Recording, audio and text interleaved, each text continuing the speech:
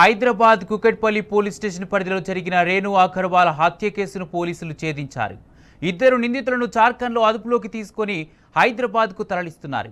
రాకేష్ అగర్వాల్, రేణు అగర్వాల్ దంపతులకు ఫతేనగర్లో స్టీల్ దుకాణం ఉంది. కుమార్తె తమన్నా ఇతర రాష్ట్రాల్లో చదువుతుండగా కుమారుడు శుభంతో కలిసి తల్లిదండ్రులు నివసిస్తున్నారు. స్వాన్ లేక్ అపార్ట్మెంట్లో ఉండే రేణు బంధువుల ఇంట్లో జార్ఖండ్కు చెందిన రోషన్ 9 ఏళ్లుగా పనిచేస్తున్నాడు. అతను జార్ఖండ్లోని తన గ్రామానికే చెందిన హర్ష్ను కొన్ని రోజుల క్రితం రేణు ఇంట్లో వంట మనిషిగా పనికి కుదిర్చాడు.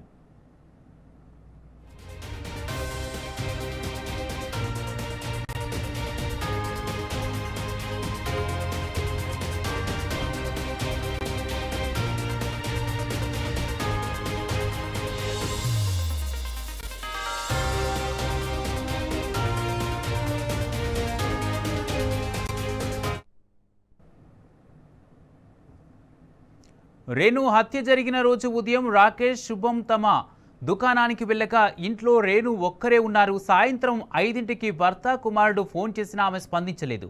దీంతో రాకేష్ ఇంటికొచ్చి తలుపు తట్టినా తీయకపోవడంతో ప్లంబర్ను పిలిపించి వెనుక వైపు నుంచి లోపలికి పంపించి తలుపు తీయించారు. ఇంట్లోకి వెళ్లి చూడగా హాల్లో రేణు కాళ్ళు చేతులు కట్టేసి ఉన్న స్థితిలో రక్తపు మడుగులో పడి ఉన్నారు. తల, ఇతర శరీర భాగాలపై తీవ్ర గాయాలున్నాయి. భర్త రాకేష్ పోలీసులకు ఫిర్యాదు చేయగా హర్ష్ అలాగే రోషన్ ఈ దారుణానికి పాల్పడినట్లు వారు నిర్ధారించారు.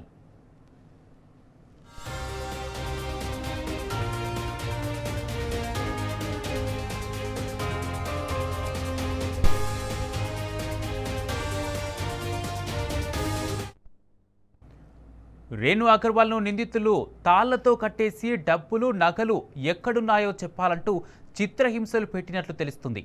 కూరగాయల కత్తులతో గొంతు కోసారు.